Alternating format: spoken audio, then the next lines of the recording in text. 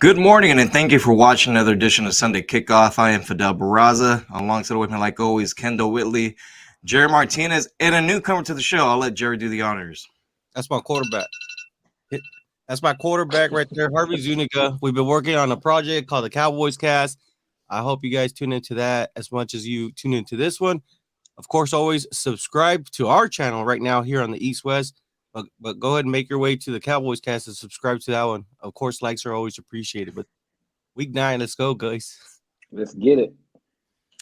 All right, so let's start up with a quick recap of Thursday Night Football between the Eagles and Texans. Eagles winning the game 29-17, improving to 8-0.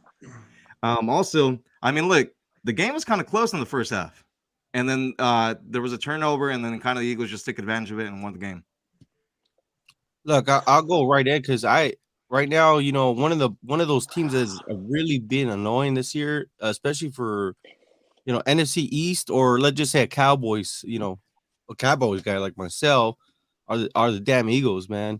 And I'll tell you this: that game, it looked delicious for all of the defense for the Cowboys right now. The Eagles are not who we think they really are, man. They're a very beatable team. And I just cannot wait to the rematch for the Dallas Cowboys.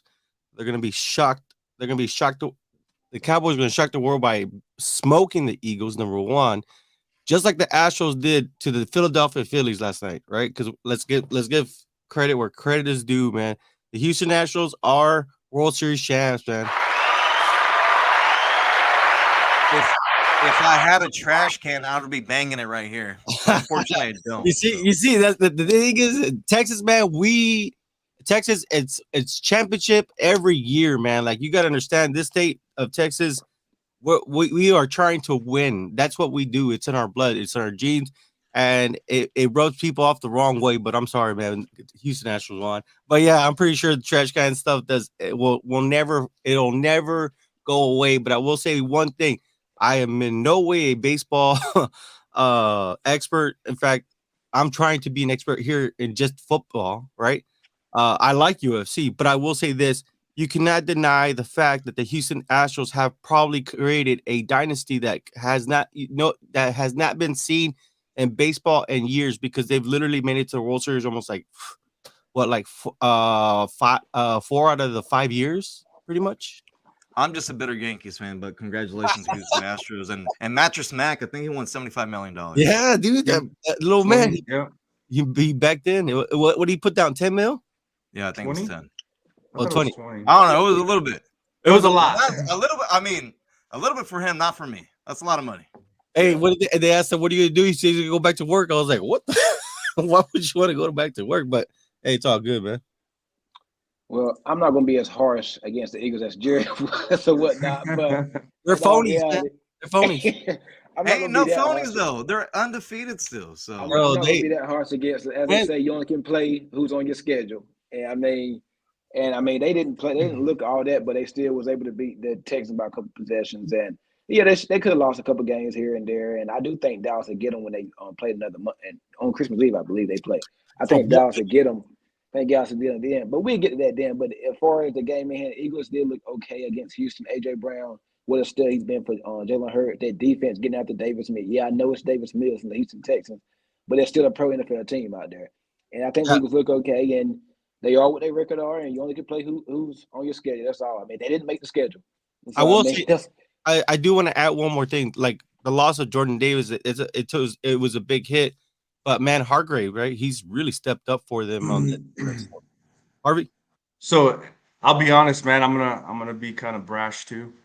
Not because I'm a Cowboys fan, but I'm gonna give it to you real. I think this has been going around the internet a little bit. Beat the 1-6 Lions by 3. Kirk Cousins in prime time. We all know about that. Beat the Commanders. Beat Trevor Lawrence. Beat the Cardinals without Hopkins. Beat Cooper Rush. Bottom 3 team Steelers, and the struggle versus the 1-6 Texans, and I'll leave it at that. Ooh, see, he didn't bring emotion. He brought the facts. Look, at the end of the day, they're finding ways to win football games, though. Those were good facts. Those were good facts. But that Jaguars team at the time, a lot of people was on that Jaguars team at the time saying they looked good and with WP and things like that. But I will get it. They have had a crazy schedule. Yeah, I mean, but they're still finding ways to win football games, and they're the only team left in the NFL undefeated. So props off to the Eagles. And for the Texans, I mean, look, I mean, what can you say about the Texans? This is the real rebuilding project. I don't think Lovie Smith's going to be back next year. Davis Mills, who knows? Probably not.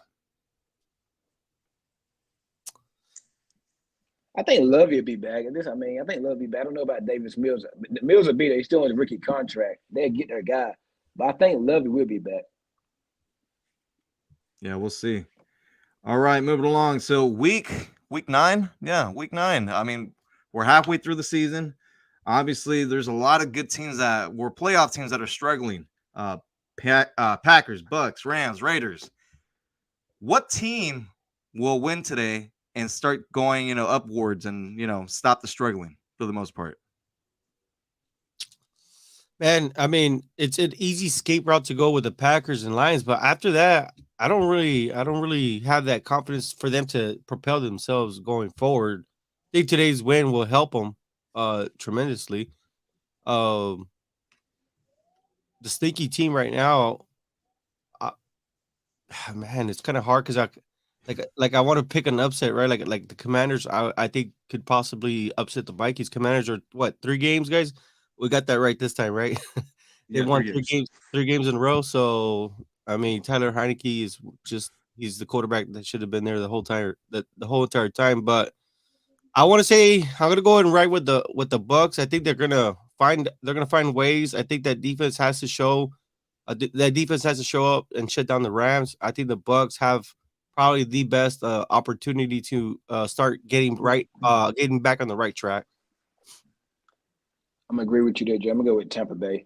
They had a little mini bye off, and they played Baltimore a couple of Thursdays ago. I think Tom Brady put some stuff aside. He had a lot of stuff going on personally that we're not gonna get into. But I think they're gonna get healthy too. I know Gage and Winfield. They got a couple guys out today, but I think Julio's back. He got most of his offensive core that would be there. I think they want some revenge on how last year had the season ended against the Rams.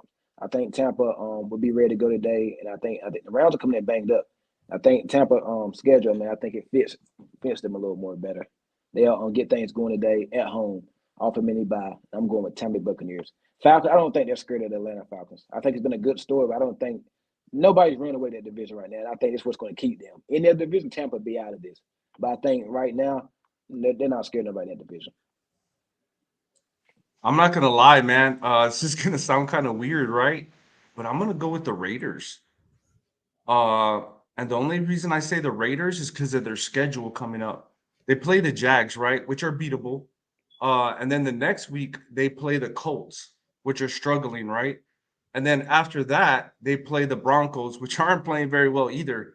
So I think the next 3 weeks are big for the Raiders. I think they have the opportunity. On paper, they should win these games, but I think the Raiders. Yeah, they should have won the game last week on paper as well, but they lost it, unfortunately. But I mean, look, I don't want to sound like a homer, so I'm going to avoid the Raiders. I would, even though I do think that they'll figure out a way to win these football games coming up. I'm going to go with the Bucks. They got way too much talent to be struggling right now. And I know that Tom's been struggling too, but you got to understand, this man just went through a divorce. He's got, and essentially all that's kind of behind him now that he can just focus on playing football, right? So I like the Bucks to win today and kind of just get on a roll today. And the Rams, look, they're struggling. They can't run the football. They got offensive line issues. I like the Bucks. They got running back issues too. I think Cam Akers is activated, which is a weird story to begin with. Just like the Brandon Cook story, that gets even creepier, man. Like what? I don't know what these NFL teams do to these players. They alienate them, and it's crazy. But I don't know if you guys heard about Brandon Cooks. I mean, I don't think he's playing tonight. Today, I think he's actually like a healthy scratch. Well, he didn't play on Thursday. Well, he didn't play Thursday. He didn't play Thursday. I'm sorry, Thursday. But I think going forward, I don't think he's going to play next week either. I think there's reports coming out that they promised him a trade, and they didn't trade him. So, you know what I mean? Those things happen. We've seen them happen, and we'll see. It's a story to keep an eye on. Yeah, most definitely. What team will make a playoff push in the second half of the season? Man, I like the Falcons, dude. I like what they're doing. I mean, aside from them kind of like leading the pack right now in that division. I like what they're doing offensively. They're up there as far as their third down completion percentage. Like they're trending in the right direction. So right now, I like Atlanta. You know, they're right behind. Okay, so the top team in the NFL that completes their first downs is Cincinnati, Dallas, Kansas, and Atlanta. So that's the order. So anytime you're up there with Kansas City and Cincinnati, it's crazy to see Dallas up there because Dallas have been struggling to Dallas have been struggling to get their first downs, and these last 3 games they've really changed the tempo and we're seeing a different play calling system, so that's gonna help them out. But I like what the Atlanta Falcons are doing.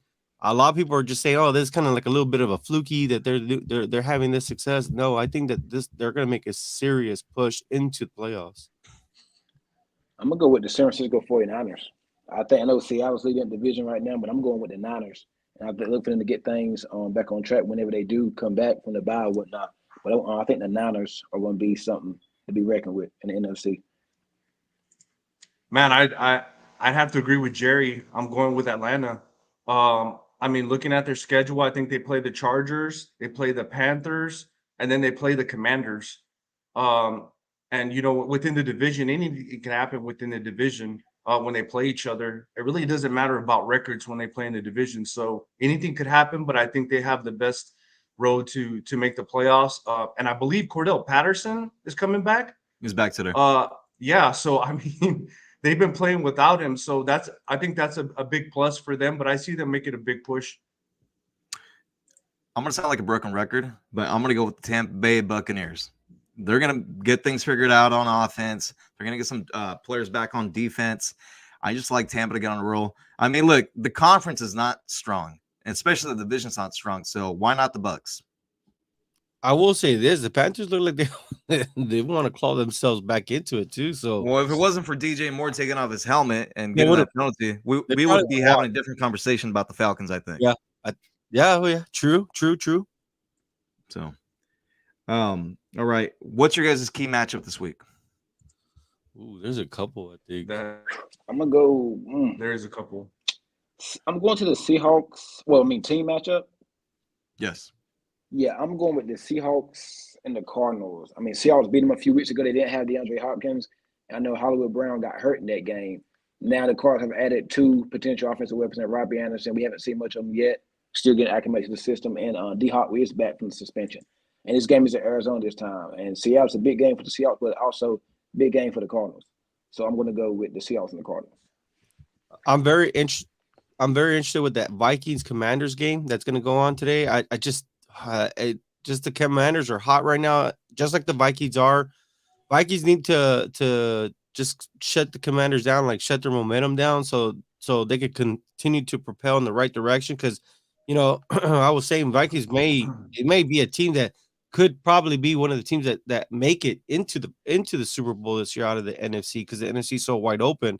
But I will tell you this: another game that's very, very like we're talking this pre-lobby. Tough teams find a way to win tough games, right? And I think one of the toughest teams out there is the Tennessee Titans. They play that old school kind of bruising type of. And nobody's talking about them. Nobody's talking about them. And I'll tell you this right now: Kansas City, they look, their game looks very finesse. Right now, like they're a very finesse team. I don't really see like that toughness in them. So they could probably lose to these games. So I'm just saying, those are the games that are big ones. I do think the Titans are built to beat the Chiefs. Though I think they're built. They run it good, big physical offensive line, big physical running back, aggressive defense. I think they're built. They've given the Chiefs problems. Look at the meeting last year. Yep. The Titans went on. I think the game it was in Tennessee, I believe. And Sure. Mahomes was struggling. He was like a little slump there, but still they beat them. And a couple years in the playoff, they gave them problems. I think they had a big lead against them a couple years in the playoff, and then Mahomes made some magic and things like the same thing he did against the Texans the week prior too. But yeah. If they would have beat the Bengals, would the Bengals even made the Super Bowl last year? Who would have made the Super Bowl then? So these are good games. Those are the two games that I'm gonna zero in on right now. I So will for say me- this. Tannehill's out for that game, I think. No, he's a out. game time decision. I will say this He though. is. So the Chiefs are coming off a bye week. I believe Andy Reid is undefeated coming off the bye week with the Chiefs. So I mean, if you give the man 2 weeks to prepare for a team, the Chiefs win. True. Big Red. So, Big Red's always been legendary. so for me, it would be Atlanta and the Chargers and Tampa Bay and the Rams. So what happens if Tampa Bay loses to the Rams and the Falcons win? Those two games are interesting. But we'll see that NFC South, right? I think those two big games are really big going forward for the playoffs, especially that division. Yeah, I mean, to me, the biggest game of the day. I mean, as far as like playoff, standings and whatnot, are the Rams against the Bucks. So right now, the Rams are ahead of the Bucks by one spot. They're ninth, and the Bucks are 10th. So I mean, whoever wins this football game is going to go up. And you got Washington more than likely. I think Washington's going to lose today, so they'll drop back. So this game is very important for both these football teams. Yeah, so a lot of interesting football to be played today. And then, of course, tomorrow night we got New Orleans hosting the Baltimore Ravens. It looks like Mark Andrews is going to be out for the football game. Baltimore's dealing with some injuries. They also lost Rashad Bateman for the year. I think they got a couple of players come back on defense. Then they made the big trade for Roquan Smith. But this is a big game for Baltimore, and it's a tough place to play in New Orleans. I believe Dalton's still starting for the Saints. Saints deal with Michael Thomas' injury too.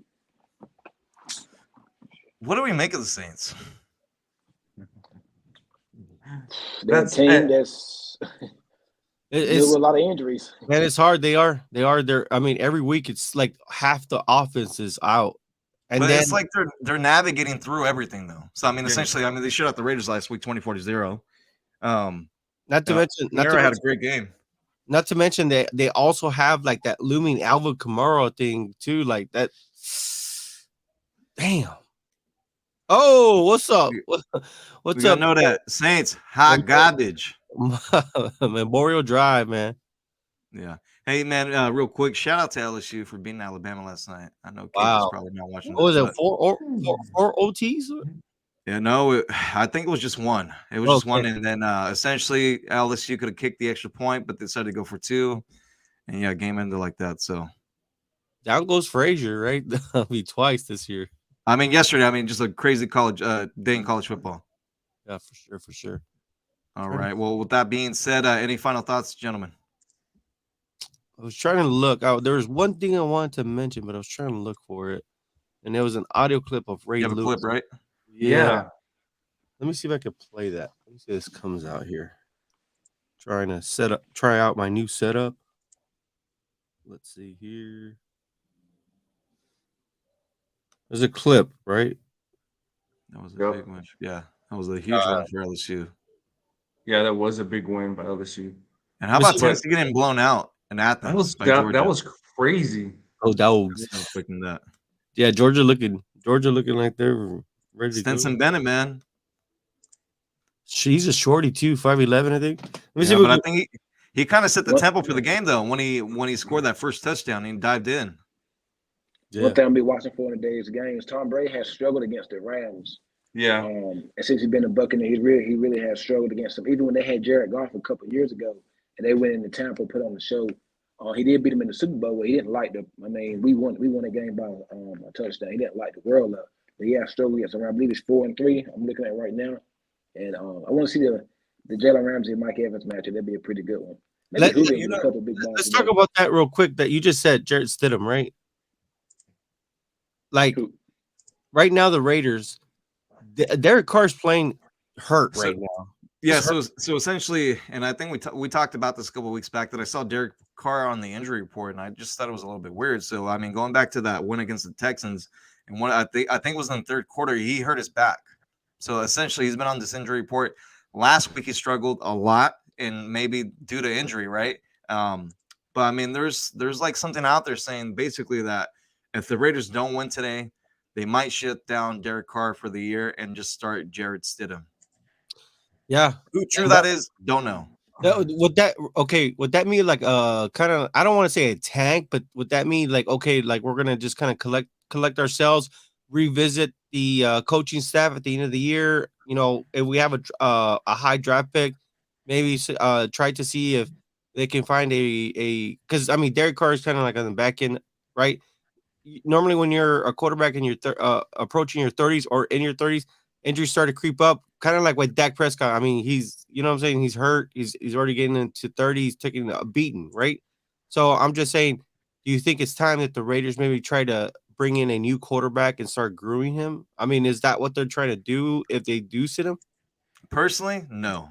For me, at least, right? I mean, we're talking about a quarterback that last year, I mean, with everything going on, the house was burning down, and he was still able to, you know, to take this into the playoffs and almost win that game against the Bengals. I mean, to me, you got to roll with Derek. I mean, you didn't get Devontae Adams for rookie quarterback next season. I mean, you're not going to re-sign probably Josh Jacobs for rookie quarterback. I mean, all these moves that they made essentially in the offseason were to be better, not to get worse. So, I mean, to me, no. I mean, I think Derek's still going to be the guy.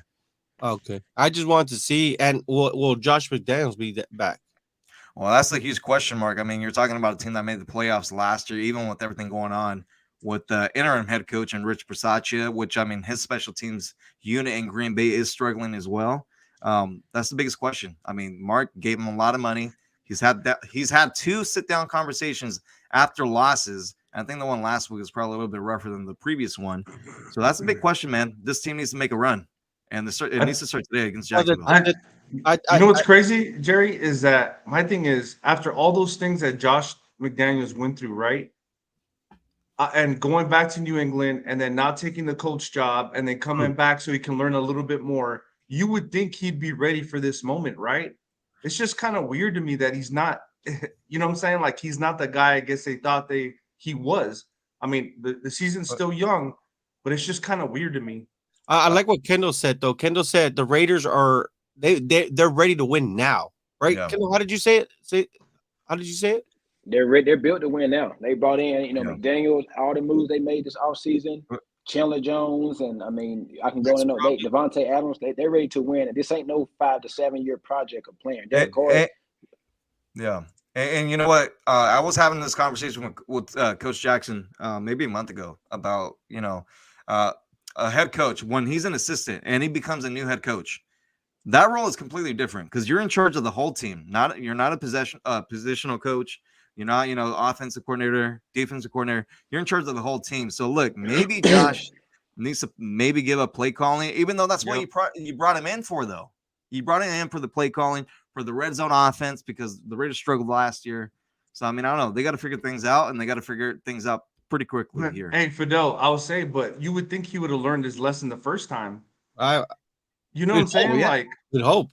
That's what confuses me. I was telling Fidel that when they did the sign, go, hey man, we gotta be patient with your Raiders. You know, Josh McDaniels, I'm pretty sure he learned from his mistakes, but man, he's making me look bad now. You know what I mean? Because I'm over here defending a guy that. But essentially, last week was the only, like, I guess you can say, like, they got blown out last week. But besides that loss, I mean, they've been in these games. It's came down to execution at the end. Yeah. Let me see if I can play this audio clip. I'm gonna try something new. 3 guys that you named: Tom Brady, Matt Ryan, Aaron Rodgers, right? Their ability is throwing from the pocket. The pocket is starting to collapse much faster than we have ever seen. So, guys, when we talk about why these young guys are starting to transition, these young guys, Lamar Jackson, 2 steps, I'm out the gate.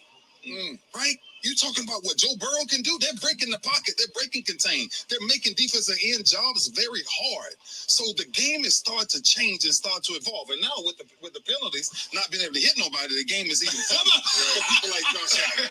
Well, he does have a good point there as far as like I'm guessing he spoke out of emotion, especially during that little area, where we had 3 roughing the passer calls. They were all back to back, all from all the way from the first game, which was in London, to a game. Who was it? It was Grady Jarrett when he sacked Tom Brady, and of course the Chris Jones sack. So I'm guessing, you know, is it from a little bit from that, or is the NFL truly transitioning to getting a quarterback that can run and throw? Right? Do you think is that the landscape that every team should start approaching now going forward? So I'll start that off, right? And I'll leave it with this. My brothers are referees, right? And they have like sometimes they have a Discord and they talk about things, and they're saying that especially the Cowboys defense, that some of these referees, that it's going too fast. These guys are way too fast to call these penalties.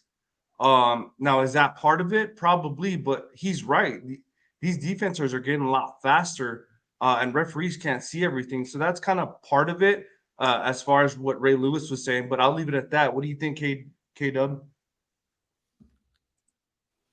Take a lot of time, like Ray just said in our knowledge too. Like the game is changing, and the offensive line, like they don't. I mean, it's get the defensive line get a lot more physical, and whatnot, and the offensive line like it's changed. It is tailoring to more and more of these young quarterbacks, like the Lamar Jacksons and the Josh Allen, Zach. You know those guys like it's tailoring towards them or whatnot, and they just I think it's a thing of things to see. Like in the next coming years or whatnot, you know how much longer Brady's gonna play. A lot of these statue quarterbacks, they really gonna struggle. Because these guys come out of college, they're younger, they're quicker. Like the game's evolving, and the referee, like you can barely hit anybody now. So it's like you kind of stuck. What to do? Yeah, and I mean, look, just if you guys watch college football, every quarterback that you see out there is basically he's mobile. He's able to move. So when we move around the pocket, even run for a first down in there. So I mean, yeah, I mean the age of the pocket quarterback is changing, right? And it is becoming more of you got to be able to run and make something happen with your legs. So yeah, I mean that's just a thing of the times are changing. Times are definitely changing. So I would have to say, you know what? He's right. I mean, what you're seeing every day is just like the defenses are just getting at the quarterback so fast. It's sometimes that's why you see these play. I mean, these flags being thrown right for roughing the passer because they didn't see that it was just a part of a part of the sack, not anything excessive, right? To try to intentionally hurt that individual. So, yeah, I think in this case some of these quarterbacks, especially like Kirk Cousins, who's in a great position with the Vikings, right? I mean, what happens if he gets matched up against let's say a defense like the Cowboys? How much success do you think he's going to have getting outside the pocket to get it to Justin Jefferson and company? They're going to have to really scheme up passes to get that ball out of his hands within less than 2 seconds. And that's improving. You know what I'm saying? Yeah, but also with that being said, I mean when you start seeing these quarterbacks do move a little bit more, I mean, they're going to get injured more often than not, right? I mean, ACLs, concussions, things like that. So, and then as far as the penalties go, yeah, you're right. Because, I mean, essentially, a referee on the field, I mean, they don't have access. Well, I mean, they do have access to certain plays, right, for replay, but sometimes they got to call the play right there on the fly. Yeah. So, I mean, just kind of thinking about that Tom Brady and, was it Grady Jarrett, right, from the Falcons when he hit him? When he kicked that him. was a judgment call. Yeah, he even kicked him too. But no, the bigger one I think was with the Chris Jones. I mean, he literally was sacking him, but he stripped the ball at the same time, and I think that was like, what were the referees even thinking? Yeah, but they made up for it in the second half. So true. We got one, but they got like 10. So all good. But with that being said, I did want to end the show with this. So there is a report that just came out. Odell Beckham Jr., wide receiver free agent, should be fully cleared by the end of the week. Wow. Jay Glazer. So that means teams are going to start calling in right now. Yep. I don't know. We've been seeing reports right now, hot and heavy, right before we're going on about the Cowboys trying to lure him. I don't know how interested they are. I got to go and talk to my Cowboys people and see how good it is. But stay tuned. We love you. Subscribe and hey. Memorial Drive, thank you for the comments. Appreciate that. Let's see. We got a comment. Bidding war for OBJ. Yes, indeed. All right. With that being said, thank you, everyone out there, for watching. Enjoy the games. Have a good Sunday. We'll see you.